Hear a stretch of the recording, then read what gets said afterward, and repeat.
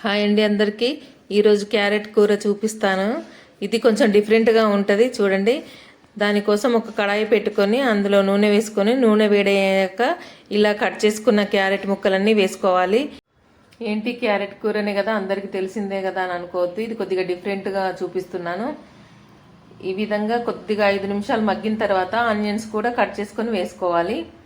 తర్వాత కొంచెం ఎక్కువ వెల్లుల్లిపాయలు తీసుకొని దంచుకొని వేసుకోవాలి. వెల్లుల్లిపాయలు ఎక్కువ వేసుకున్నప్పుడు క్యారెట్లో వచ్చే స్మెల్ కానీ, కొంతమందికి నచ్చదు కదా, స్వీట్గా ఉన్న స్మెల్ వస్తుందని అంటుంటారు కదా, ఆ విధంగా స్మెల్ కానీ స్వీట్నెస్ కానీ తగ్గిపోయి ఇప్పుడు వెల్లుల్లిపాయ ఫ్లేవర్ ఎక్కువగా వచ్చి మంచిగా స్మెల్ వచ్చి బాగుంటుంది. ఇప్పుడు అందుకనే కొంచెం ఎక్కువ క్వాంటిటీలో వెల్లుల్లిపాయలు వేసుకొని కలుపుకొని ఒక 10 నిమిషాల వరకు అలా సిమ్లో పెట్టుకొని మగ్గనియాలి.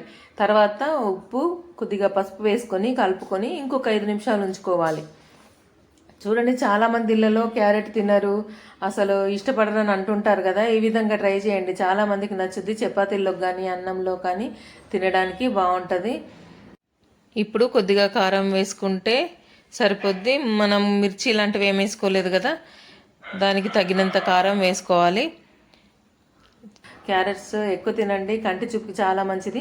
ఇంకా చాలా విటమిన్స్ కూడా ఉన్నాయి కదా. అందరికీ ముఖ్యంగా పిల్లలకి చాలా అవసరం కాబట్టి వారానికి ఒకసారైనా ఈ విధంగా చేసి వండి పెట్టండి, అందరికీ నచ్చుతుంది. అంతే అండి. చివరిగా కొంచెం ధనియాల పొడి వేసుకొని ఆఫ్ చేసుకోవడమే.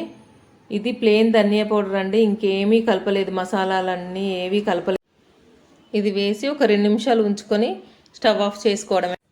చూడండి, ఒక 3 కేజీల ముక్కలు వేస్తే ఇంత కొద్దిగా కూర అయింది. ఇది దగ్గరికి మగ్గినప్పుడే రుచిగా ఉంటుందండి. చేసుకోండి. Thank you.